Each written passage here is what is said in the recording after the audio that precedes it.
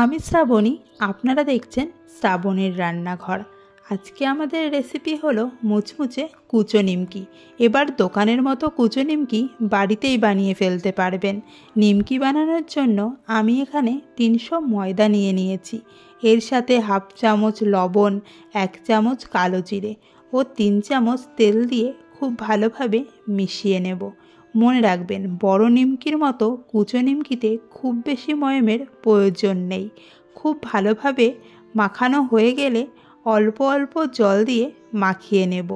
একবারে বেশি জল দেবেন না, তাহলে নরম হয়ে যেতে পারে। এখানে ময়দা একটু শক্ত করেই মাখতে হবে। লুচি ও রুটির জন্য আমরা যতটা নরম করে মাখি তার থেকে শক্ত করেই মাখতে হবে। দেখতেই পাচ্ছেন, অল্প অল্প জল দিয়ে আমি ময়দাটা মাখিয়ে নিলাম। এবার এটিকে সমান 4 ভাগে ভাগ করে নেব।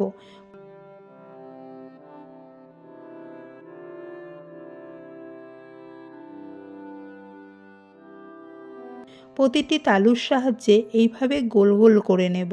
এর থেকে একটি ভাগ নিয়ে বেলে নিচ্ছি। এটিকে খুব পাতলা করে বেলতে হবে। বেলুন পিঁড়িটা ঘুরিয়ে ঘুরিয়ে এইভাবে বড় একটা রুটির মতো খুব পাতলা করে বেলে নেব। তারপর ছোট ছোট করে একটি কাটারের সাহায্যে লম্বা লম্বা করে কেটে নেব। পুরো লেচিটা এইভাবে লম্বা করে কাটা হয়ে গেলে বেলুন পিঁড়ি ঘুরিয়ে একটু বেঁকা বেঁকা করে এটাকে আবার কেটে নিতে হবে।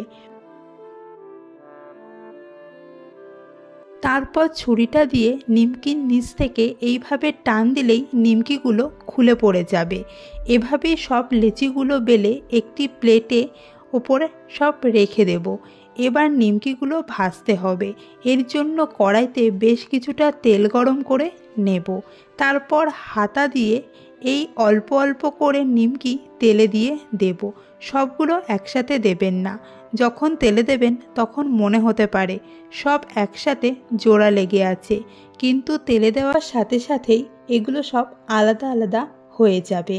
এখানে একটি বিষয় মনে রাখবেন, যখন তেলের মধ্যে নিমকিগুলো দেবেন তখন গ্যাসের ফ্লেম হাই রাখবেন এবং তেলে দেওয়ার পরেই গ্যাসের ফ্লেম লো করে দেবেন।